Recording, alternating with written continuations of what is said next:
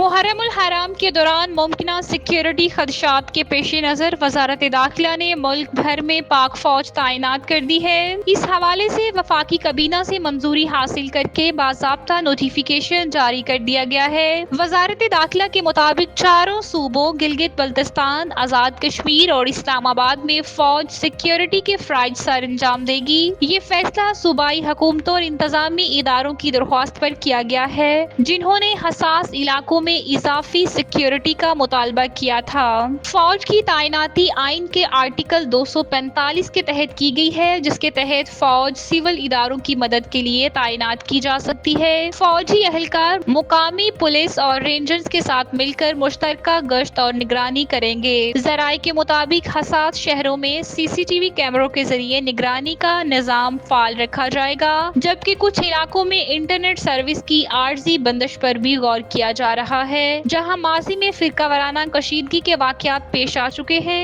وزارت داخلہ نے عوام سے اپیل کی ہے کہ وہ محرم کے دوران کسی بھی مشکوک سرگرمی کی فوری اطلاع متعلقہ حکام کو دیں تاکہ کسی بھی ناخوشگوار واقعے سے بروقت نمٹا جا سکے۔